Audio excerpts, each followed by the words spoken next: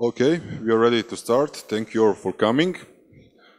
Our today's task is to promote the second edition of Yanis' almost bestseller book called The Global Minotaur. Unfortunately, we don't have enough books here to distribute or to sell, but if you will be satisfied with our talk, you can, of course, buy it in different ways, or even you can find maybe some illegal copies, something like that. So I can send you an illegal copy to you. Yeah, also, but I think there's only the illegal copy of the first edition on the web, and I'm not sure for the second.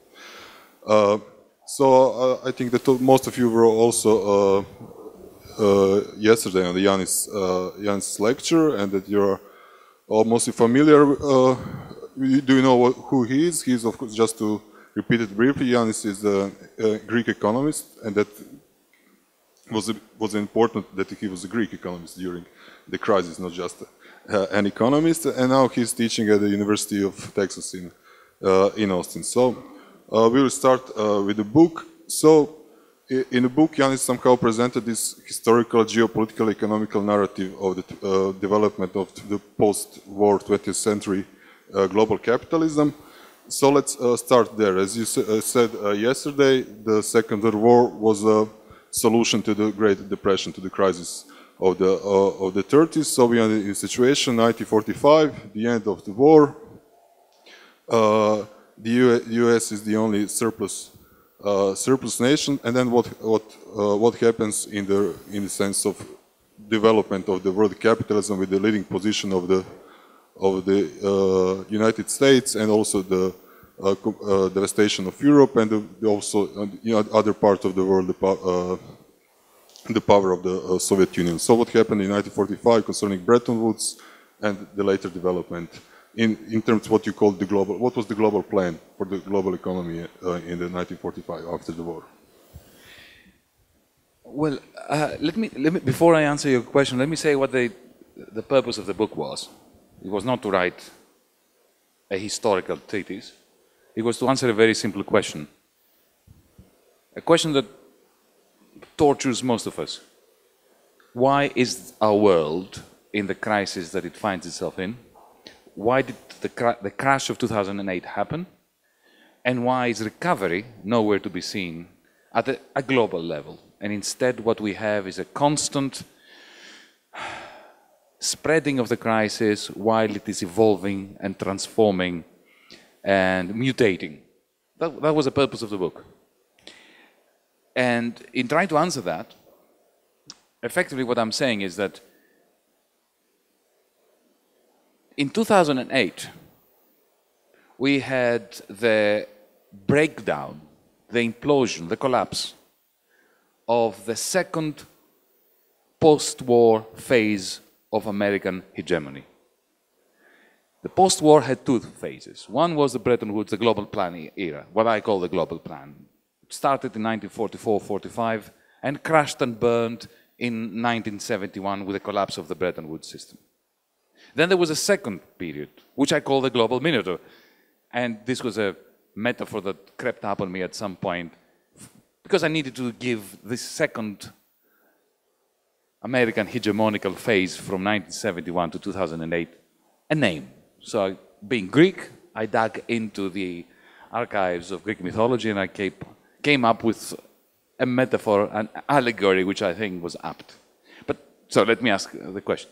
What was the first phase after the Second World War of American hegemony? It was a global plan. Most of us remember it as the Bretton Woods system, but it was more than the Bretton Woods system. This is why I use a more general term, the global plan. In a few brushstrokes, let me explain what that era entailed. We had a fixed currency in the Western world, effectively a fixed currency. The dollar was linked to gold, and it could be converted, it was convertible to gold at 1 ounce of gold for $35 constantly throughout that period. And every other currency was linked to the dollar again at a fixed exchange rate. It could be negotiated, and occasionally it was changed, that exchange rate, but for very long periods of time, these exchange rates remained fixed. So it was effectively as if capitalism had the same currency, like a kind of gold standard. But that was not all. It was not just that Bretton Woods system. There was something else.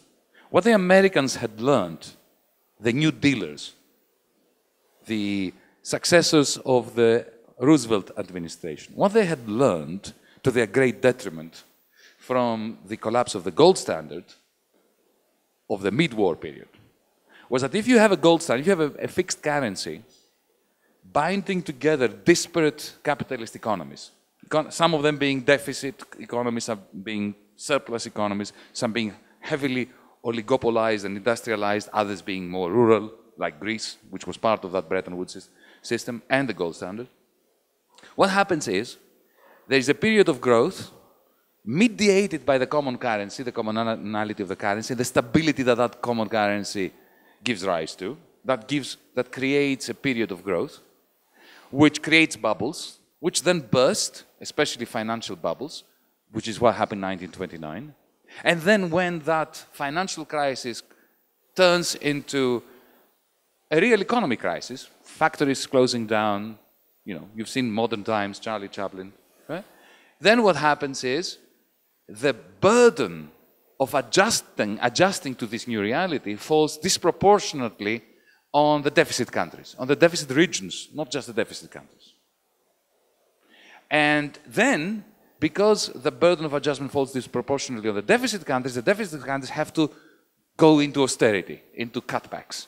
And these cutbacks feed further into the collapse in economic activity, and that is a debt deflationary cycle, which eventually causes rupture in the whole system, and the countries or the regions that are in surplus and which can cut themselves off from that common currency do so, like Britain in 1931 removed itself from the gold standard, then soon after that the United States, and then the whole system fragments. And when it crashes, then society finds itself in a Great Depression.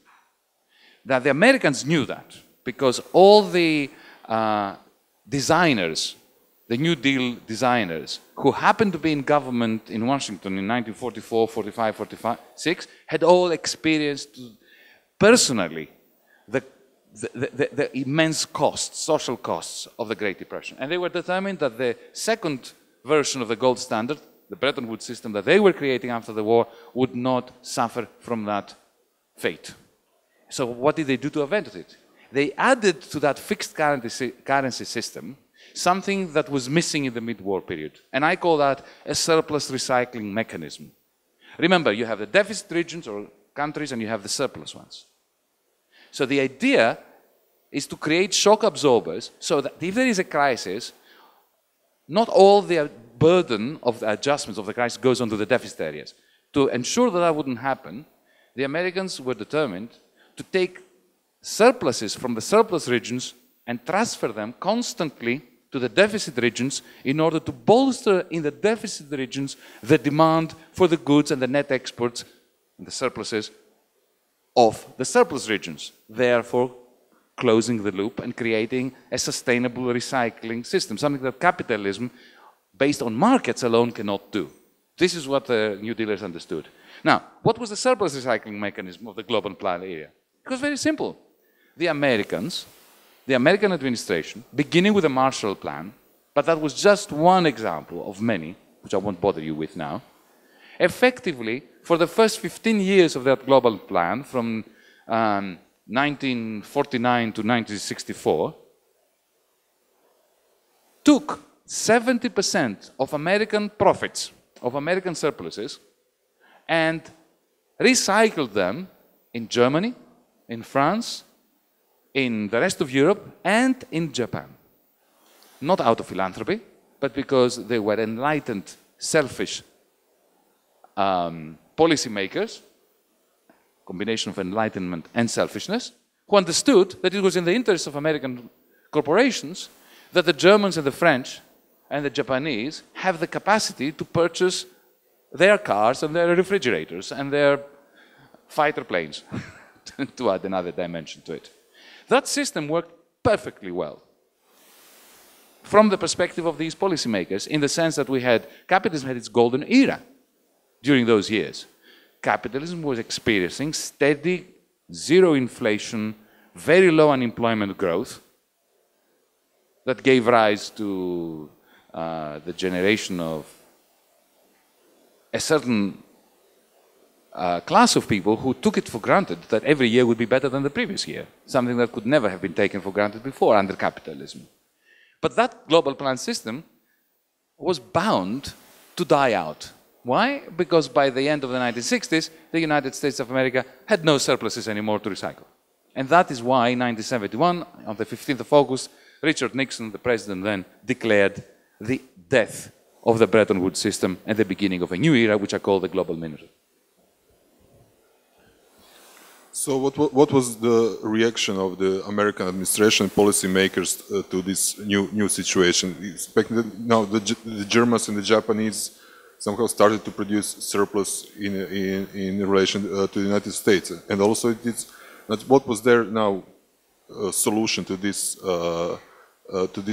geopolitical economic situation? And also, can you explain what was the role, as you were mentioning in the roundtable and the lecture, what was the role of the American administration in constructing the European Union, and how this process of European community building up went in what direction after the crisis of the early 70s? Because it's really, I think it's important to talk about this, especially in this context when Croatia entering the European Union in 2 months. Sure. From 1946, if you read in the archives of the US Congress, that the positions by very interesting people, like Dean Acheson, for example, you will see that it was part of the global plan, an intentional plan, well before it was instituted, that Germany and Japan would be surplus countries, together with the United States of America. But they would be surplus countries within their own backyards. That's how the Americans referred to it. The Germans might have referred to it as vital space.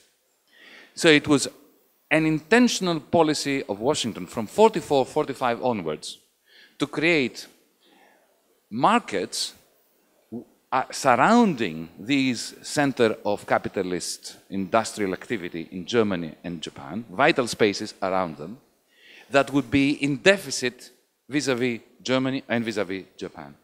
In Europe, it was the European Union. It was always a part of the American architectural design for the post-war era that Europe should unite, it should create a free trade zone, with Germany being the net exporter to the rest, and the rest providing Germany what German factories did not have, which was effective demand for their net exports. The way they did it was by banging heads together, French and German ones initially, by convincing the French, it wasn't an easy task, to accept the premise that Germany would be allowed to reindustrialize or not to deindustrialize, and that in exchange for German dominance of the new institutions like the OECD and Brussels later on, Germany should become the net surplus producer of industrial goods primarily. They had a similar plan for Japan. The hinterland for Japan would be China. But Mao Zedong made sure that that plan crashed and burned very early. And it's remarkable how the American policymakers responded to this setback, let's call it. They decided, since Japan cannot have a hinterland, unlike Germany, that had Southern Europe, that had France, that had the rest of the what became the European Union, they decided, okay, well, we'll be their hinterland.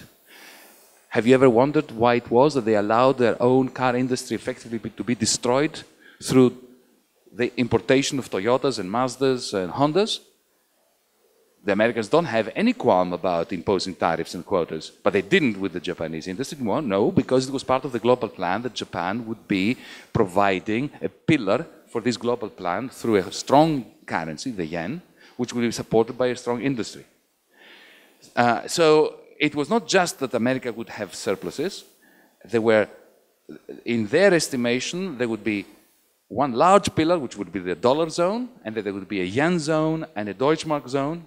The yen and the Deutschmark zones would be supported by surplus industrial sectors in these two countries, whose goods would be eaten up, gobbled up by vital spaces surrounding them, while the American corporations would retain, especially through the dominance and the exorbitant privilege of having the reserve currency of the world, the dollar, and the globalization of American business, especially oil companies and the defense industry, they would maintain a global surplus position vis-à-vis the rest of the world. And now the architecture of the Global Minotaur as a reaction to the changed circumstances.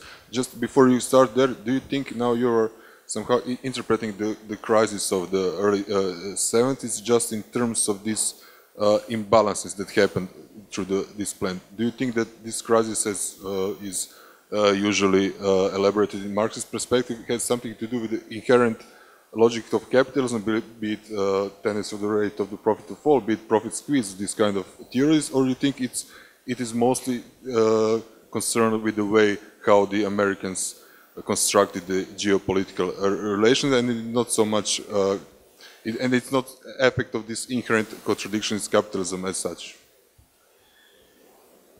Come to think of it, what the global plan was, from the New Dealers' perspective, was an intentional attempt to counter Marx's falling rate of profit at a global scale.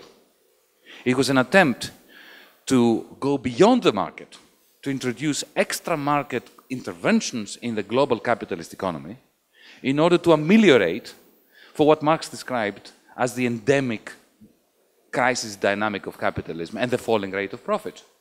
By recycling profits from the United States to Europe and to Japan, and then within Europe and even within Japan, between different sectors, between the industrial sector and the agricultural sector in Japan, and through national economic planning that they allowed for and even encouraged, almost Soviet Gosplan planning in Japan, American New Dealer policymakers were trying to prove to Marx, it was as if they were not trying, but it was as if they were trying to prove to Marxists that they can actually plan capitalism in a way that prevents the falling rate of profit from undermining it. And for a while they managed it. But the only way of understanding the collapse of the welfare state and the shift to neoliberalism is through a Marxist perspective, because what happened was these attempts by American policymakers effectively failed in the end. Within the United States of America, the Great Society program of LBJ, Lyndon Johnson, together with the Vietnam War, was undermining the capacity of the global plan to continue functioning because it was destroying the surpluses. At the same time, American corporations, partly also due to their globalization, were increasing the rate of falling profits within the United States, creating a profit squeeze. There's no way you can understand the collapse of the social democratic consensus, the Bevanite consensus in Britain, until we see it from a Marxist perspective, that the profit rate had effectively turned negative in the United Kingdom. But in the context of my story, what happened was at some point, this attempt institutionally and through a global economic plan to manage capitalist crisis, or the tendency of global capitalism towards crisis, at some point they realized they couldn't do it anymore. But what was fascinating to me, or will always be fascinating to me, is the reaction of Washington policymakers in 1970, 71, 72, when they, before anybody else, could see the writing on the wall that the global plan that they had created was dead in the water. Now, let me ask you a question. Suppose that German policymakers found out that Germany was shifting from a surplus position to a deficit position. What do you think Germany would do? I think they would go straight for austerity. They would go straight for cutting budgets, trying to affect monetary and fiscal policy in such a way as to reduce trade deficit, budget deficits, all deficits. Effectively, their economy would shrink, like the European economy is shrinking now, as a result of this mindset. What did the Americans do? When they realized that they have a deficit situation now, which was actually growing, they did something absolutely astonishingly remarkable. They decided that the solution to the deficit problem is to enhance their deficits, to make them grow, and to make them grow at an increasing rate. Now, that is an astonishing conception. And how am I backing up this story? Well, Paul Volcker was a young man who worked for Henry Kissinger before Henry Kissinger became the foreign minister, Secretary of State for the United States, when he was still National Security Advisor. And Volcker was working for him, and Kissinger asked Volcker, who is a young banker, to come up with an idea as to how could American hegemony be expanded when the deficit is increasing. And Volcker wrote a 3-page report, which actually I've read. It was very difficult to get, and you cannot find it anywhere, even on the internet. I have it in a manuscript form that was given to me by a friend in America some time ago, which is perhaps the most remarkable statement of the 20th century. Oh, well, I'm exaggerating, but you know what I mean. In it he said, well, if we can't remain hegemonic, that's the word he used. Huh? No, that's not a left-wing text, it's Volcker. If we can't remain hegemonic by handling, was the word he used, our surpluses, we should do it by handling other people's surpluses. And that's the global minotaur. Effectively, what America did was to say, okay, well, we don't have a surplus anymore, so we can't recycle it, but we can recycle everybody else's surpluses and retain our hegemonical position through that. And this is the very first time in human economic history, or history in general, that an empire is expanding its realm and its power and its strength and vitality by expanding its deficits. Usually, when an empire enters into deficit, it's the beginning of its decline. Not in the case of the United States. So that is what I'm trying to... This is the story of the book. How did they conceptualize and how did they implement and how did they effect so successfully for so long, between the early 1970s and 2008, a policy of enhancing their hegemony, of creating a very dynamic global capitalism with enormous imbalances, inequities, and human tragedies, by expanding their deficits and having other people paying for them. Because that's what recycling other people's deficits means, surpluses means. So before we come to the current crisis, just can you elaborate a little bit, because you are mentioning in a book, the effects of the Volcker shock that had on the Eastern Bloc, especially Yugoslavia and Poland, and the debt crisis, and how this crisis is also connected with the debt crisis of the Third World. Because also, as I mentioned, because the question of the European Union, because it is interesting here to analyze the process of disintegration of the Eastern Bloc from this perspective of its involvement in the global market, because that kind of elaborations and narrative are not so. It's funny, but they are not so known here. There is no way that you can find this kind of articulation of the disintegration of the Eastern Bloc from that perspective. And I think it's very important to hear that also story as a crucial part of this process. In the United States, there is Ronald Reagan worship, which is quite obscene, because the man did not deserve even to be in a footnote of history. But nevertheless, the Americans believe that he won the Cold War. That through his expenditure on missiles and Star Wars systems, he pushed the Soviet side to its extremes, and that's what led the Soviet bloc, the Eastern European bloc, to implode. If I had to name one person in the United States who was responsible for undermining the socialist bloc I would use the same name that I used before, Paul Volcker. You really like to quote him in the book. I do. I think this guy's a hero. Not a hero, but a villain if you want, but a major player. This same young man who wrote this document in 1971 for Henry Kissinger was appointed in 1978 by Jimmy Carter, the Democratic side, to be the chairman of the Federal Reserve Bank. And in an attempt to implement or help implement the plan that he had himself scripted 7 years later, he pushed interest rates up from 2.5% to 20%. Now that is the largest increase in interest rates in an industrial society ever. Before that had happened, countries like Yugoslavia, Poland, as well as many African and Asian countries, that had managed to pull themselves up from the bootstraps after the Second World War, and in the case of Africa, out of the national liberation struggles against colonialism.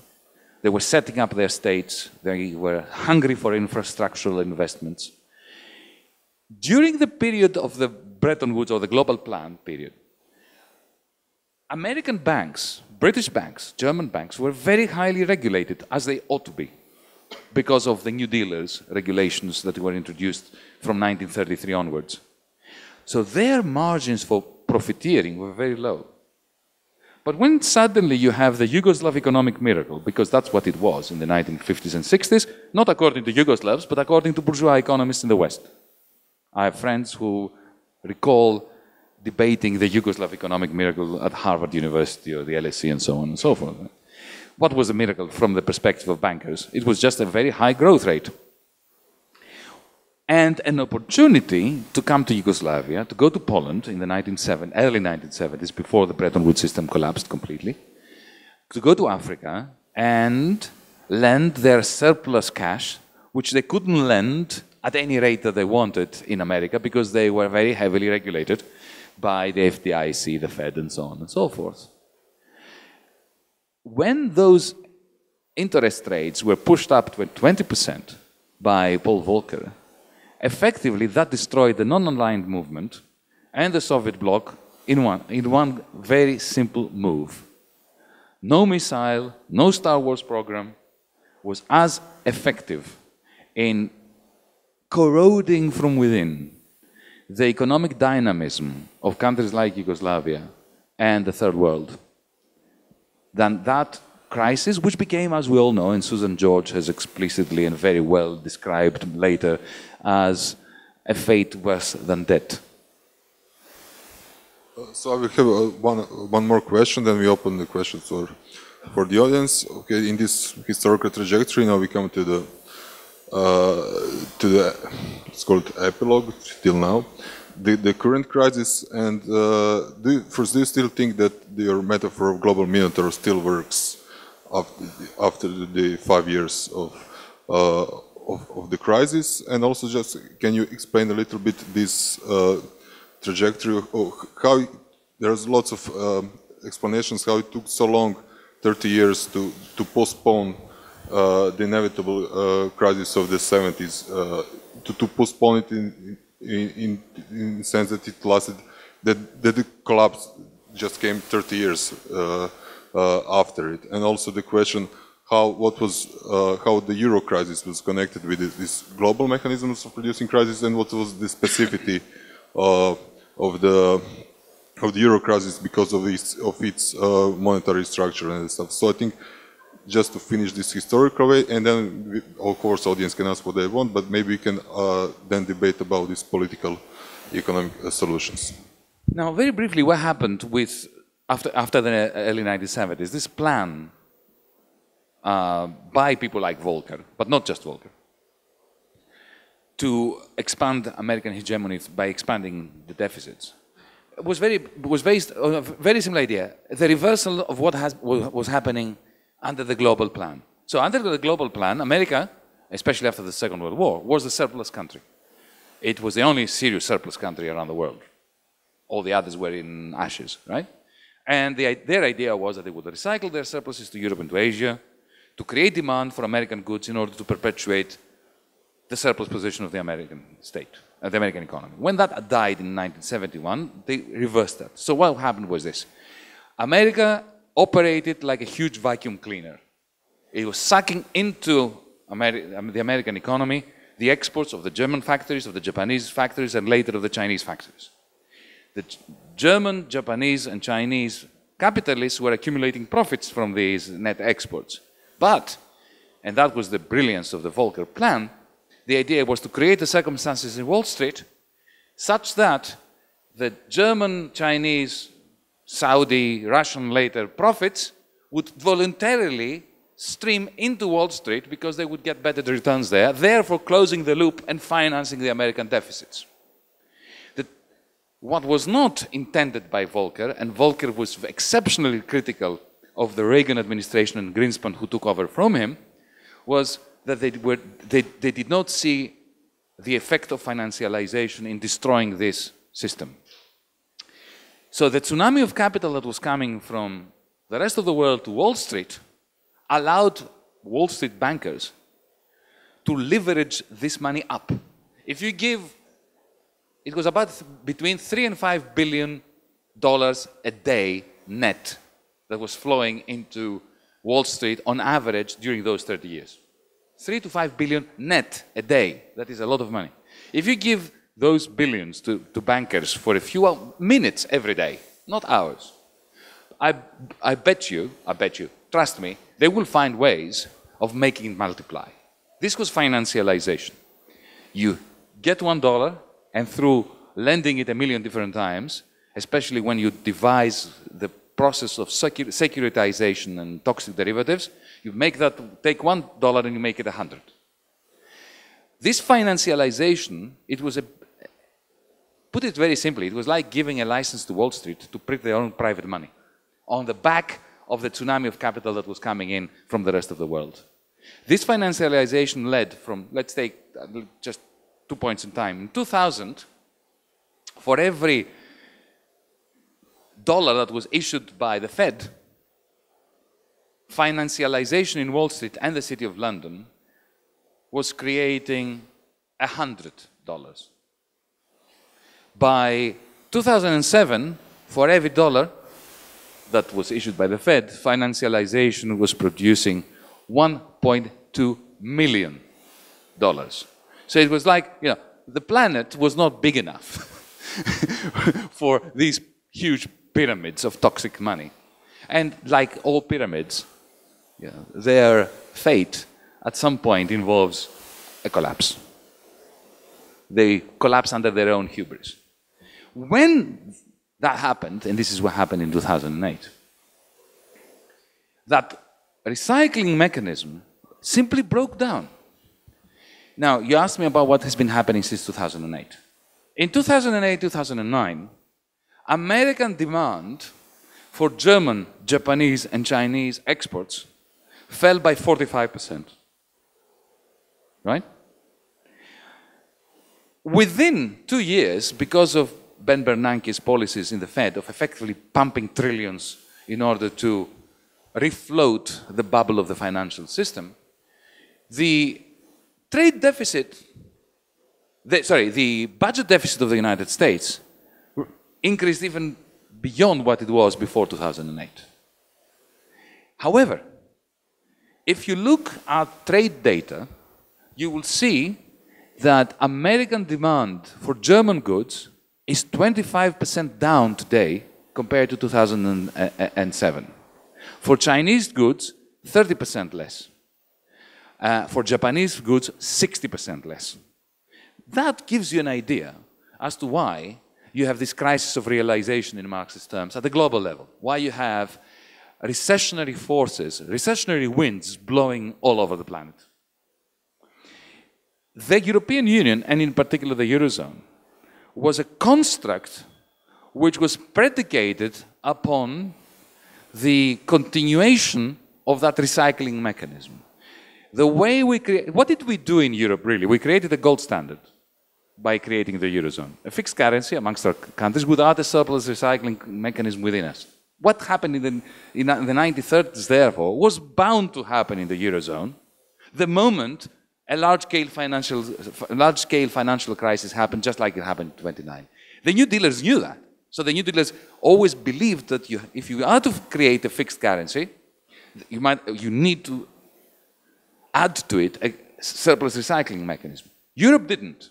Europe repeated the mistake of the 20s of creating a gold standard in Europe, the Euro standard, without a surplus recycling mechanism. Now that was fine while the American deficits and Wall Street financialisation were creating demand for the net exports of the surplus countries within the Eurozone, because that demand created profits. Part of those profits, 70%, ran back to Wall Street to satiate the global Minotaur, as I say. But 30% of these German profits were going to the European periphery, to Greece, to Ireland, to Spain, creating bubbles there that were maintaining demand for Mercedes-Benzes and therefore closing the circle. But the moment that the American economy's capacity to recycle other people's surpluses crashed and burned in 2008, that vessel that we call the Eurozone was bound to go through a process of disintegration like that of the gold standard in the 1920s and 30s. Why? Because the gold standard and the Euro standard have one thing in common. They do not contain shock absorbers. They don't contain the surplus recycling mechanism, which the New Dealers knew was essential, and which Paul Volcker knew to be essential too. Okay, now I'd like to open the floor for the questions. Just, when we were talking to Srečko a year ago about inviting you here, we were planning to do it in combination with another Greek economist, Kostas Lapavitsis, to stage this ultimate debate on the Greek solution, but Kostas couldn't come. But I know there are here a few people who would like to play the role of Kostas, so please, there are two questions. Tony and another one. There is the mic. So Right, so imminent critique, let's start with what you said. Gold standard in Eurozone is repetition of the tiers in 20s and 30s gold standard in US, and the only way to make it happen, to make us overcome those tiers is shock absorbers, so what you call the surplus recycling. Now, can you tell us once more what you said yesterday? What is the plausibility of criteria upon which you base your economic analysis and political decision to stick with euro for Greece? Not just for Greece, but for other countries, because I think that your criteria rests on the hope that we will have shock absorbers created within the Eurozone, that is more plausible in some medium term, let's say, not short term, rather than exiting, going for our own currency, and then perhaps this is the scenario you told us yesterday, that other southern countries would exit Eurozone, which I think if we take those southern countries perhaps might be talking to each other to create a different currency, or at least a clearing bank like we had in 1950 created in what we know as Eurozone now. Would that not scenario at least have certain plausibility that is better in midterm than expecting shock absorbers to be created in the Eurozone? My answer will come in 3 points, in three parts. Firstly, forget Greece for just 1 second. If the Eurozone collapses, we are all going to be embroiled in a postmodern 1930s. If the Eurozone crashes and burns, I personally campaigned against the Euro in the 1990s, but we created it. So there are irreversibilities. If we give up the Euro, we are not going to back to where we would have been if we didn't have it. So it's one thing to say we shouldn't have it, it's quite another to say we should get out of it, right?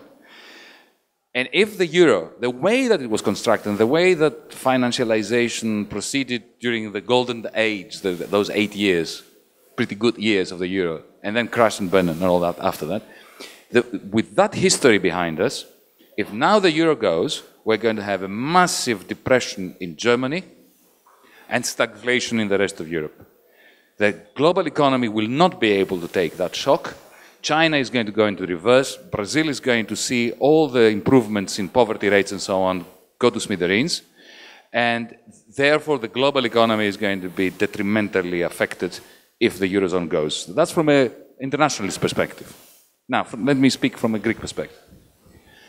What we have done, what the Greek state has done, what the successive 3 different governments have done since the debt crisis, the debt exploded in early 2010, was a crime against humanity. So I don't defend the fact that we stayed in the euro following the prescriptions that were coming to us by Brussels and Frankfurt and so on. My proposal was that Greece should simply announce that it is defaulting, just like Argentina did, within the euro in January 2010, and stick the finger to Germany and say, well, you can now solve this problem by yourself, right?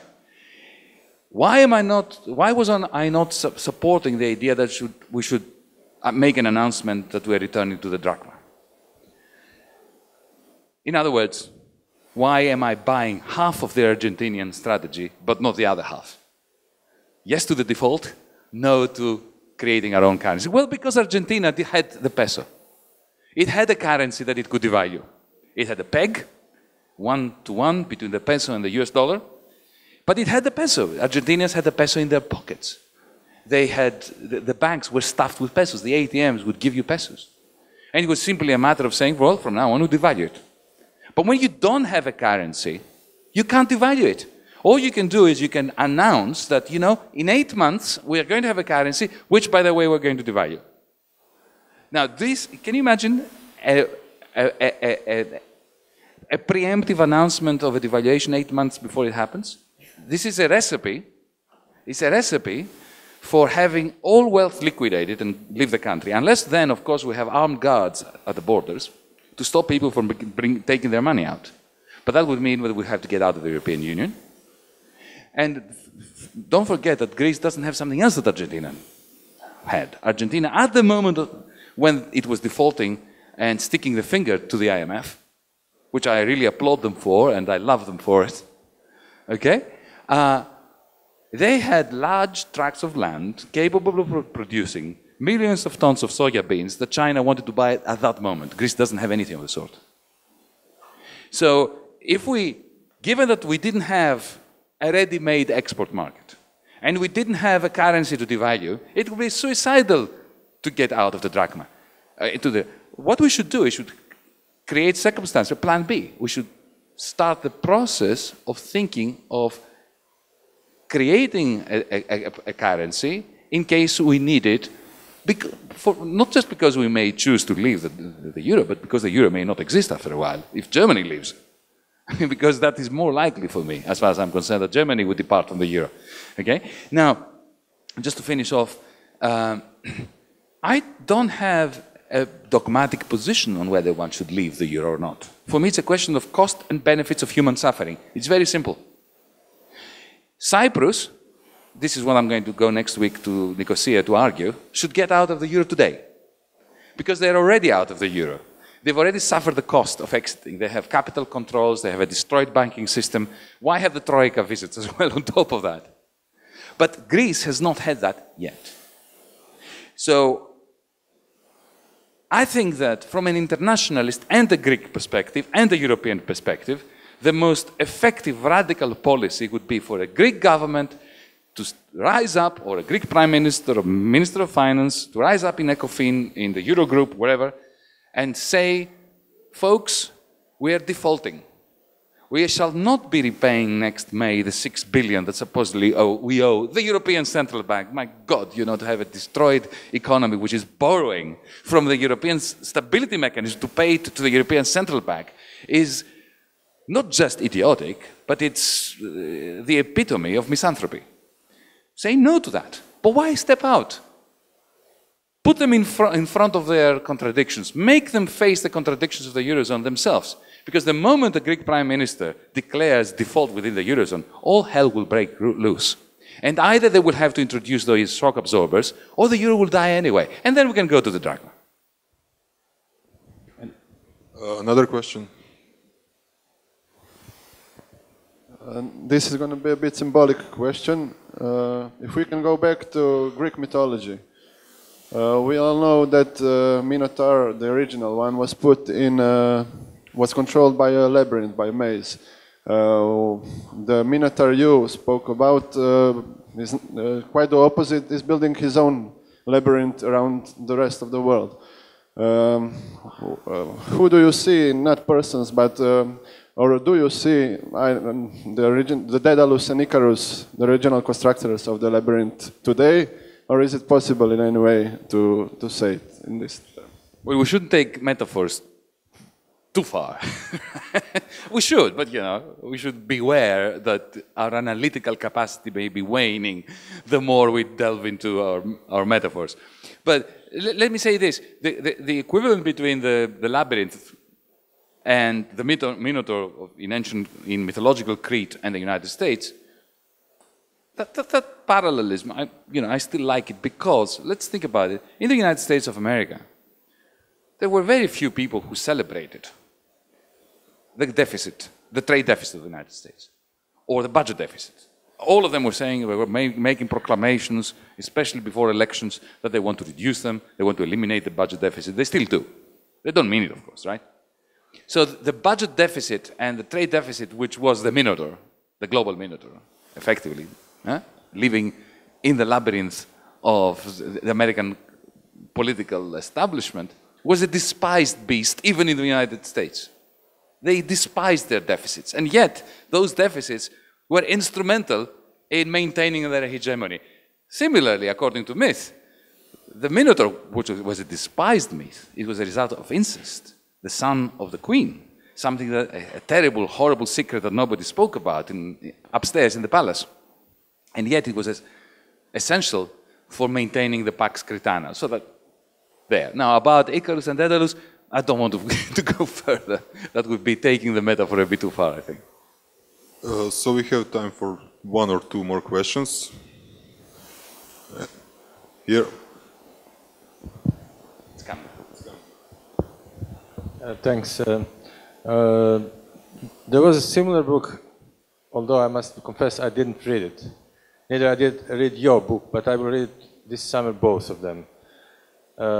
Similar book, but from different perspective. It was written, probably know, by David Stockman. By whom? David Stockman. Stockman, yeah. He was a budget manager, budget director during the Reagan administration for first mandate and 3 years, and then he resigned. His book is called The Great Deformation. It's now hit in America, and I think it touches the same topic, maybe from different perspective. He's more on Austrian perspective, but you know how Austrians are critical on this subject of deficit and what they think of it. I don't know whether you read the book, but it would be interesting to hear your opinion, how these ideas from different perspectives now have found the point of similarity. And the second, what I wanted to just to mention, or maybe ask you about Greek default. As I know, as I'm aware, Greek already defaulted twice in the last 2 years. And Greek paid 35% to institutional investors and 28% only to private investors for the debt of 150 billion euros. It's much. It's already semi-default, isn't it? Yeah. Okay. Right. Regarding the first point, this is what happens at times of crisis. You make some very strange bedfellows. Or you actually find yourself to be in agreement with people that you never imagined you would be in agreement with. So with many people in the Austrian tradition, for instance, they would agree completely and entirely with my argument that Greece should have defaulted immediately, right? Similarly, they have interesting stories. I don't know this book, but I have read similar texts, and I find a great deal of commonality with lots of, neoliberal Republicans in the United States who also find commonality with what I am saying. But let me go straight to the second point, because for those of us of a certain Greek disposition, it's something that really hurts. It's something that we really want to talk about.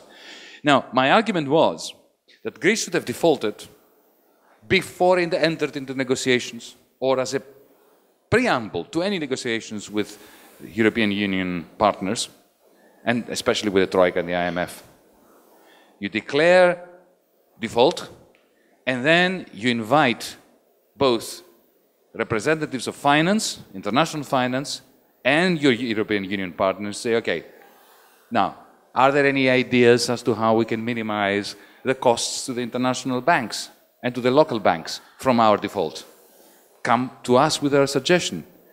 We didn't do that. We went cap in hand to Germany and said, give us money so that we don't default.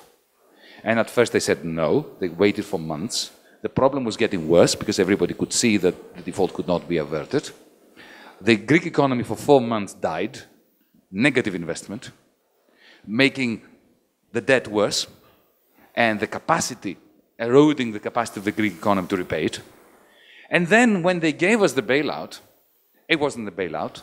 What it was they transferred effectively a large chunk of banking losses from Deutsche Bank, BNP Paribas, Greek banks, onto the shoulders of the Greek taxpayer and, of course, the European taxpayer, because the shoulders of the European taxpayer was clear, they wouldn't be able to bear it.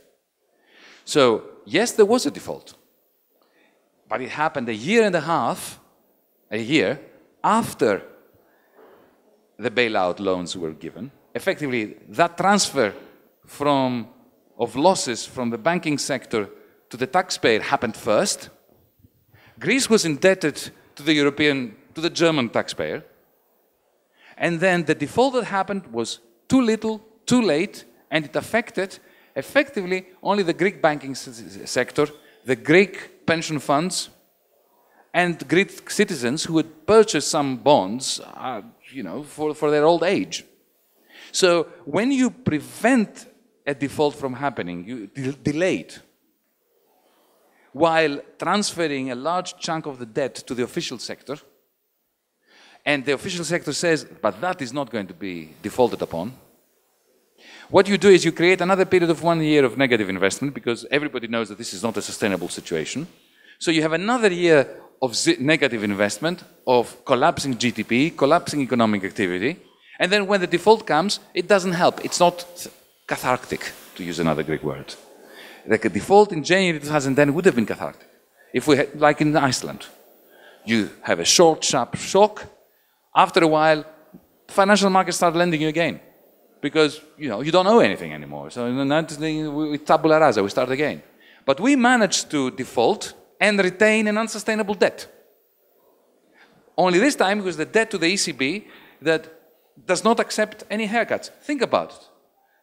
I mentioned that before, the case of the May bond maturity, the bond that is maturing now in May. The ECB, in its infinite wisdom, at the time of the Greek bailout, decided to step into the bond markets and purchase Greek, Italian, Irish, and Portuguese bonds, and some Spanish bonds, in order to create a little bit of demand that would keep the interest rates that these countries are paying relatively low in order to stop them from collapsing. Of course, Mr. Trichet, the worst central banker to have walked on this planet, announced that the ECB would not be spending more than 200 billion. So this was like inviting bond traders to place bets against the ECB's success with a limited budget. The only way of doing this is to say, we're going to burn you however much money you bet against Greek bonds or Italian bonds, we will burn you. Then they don't dare do it. But if you already say what is your own limit, how much ammunition you're allowed to use, then of course they will have more ammunition than you as a central banker. So, just to give you this example. Right? So, they bought Greek bonds. One of these bonds expires now, matures now. Face value, 6 billion. How much did the ECB purchase these bonds for? 4 billion. Because they purchased them at a serious discount, because bondholders that owned them back then, in 2010, 2011, wanted to get rid of them, so they sold them cheap. So the Greek government now, which is bankrupt, will have to go to the European taxpayers and borrow 6 billion to give to the ECB, right? So the ECB can make a profit of 2 billion from a bankrupt member state of the Eurozone. Now, this would not have happened if we had defaulted in January of 2010. So the default that happened was a non-gift. It was part of the problem, not part of the solution. Because if you delay the default and you end up after the default with debts that everybody knows you can't service, it's a fate worse than death. So we have time for one short question here. In one text you wrote, the headline, the abstract was Europe needs hegemonic Germany. Did you think about Germany as powerful country in positive sense, or you thought about some Europe version of USA in terms of all political crimes that were made through the history? Certainly not the latter. No, what I meant was this. The major surplus country in Europe is Germany. Just like in '44, the major surplus country in global capitalist terms was the United States. The United States designed, as I was saying before, a common currency, the Bretton Woods system. And because they were genuine hegemons who understood that there is a difference between hegemony on the one hand and authoritarianism on the other. A true hegemon provides to his or her subjects that which is necessary to keep them alive so that he can remain a hegemon. The idiot takes everything away from the peasants and then they starve and then they don't produce another harvest. So what I was saying is, if they want to save the euro, they have to appropriate a hegemonical position, which is not the same thing as an authoritarian position, an idiotically authoritarian position, which undermines their own interests. So I'm accusing Germany not of being unfair, but of being stupid. Okay, thank you, Yanis. Please applause now.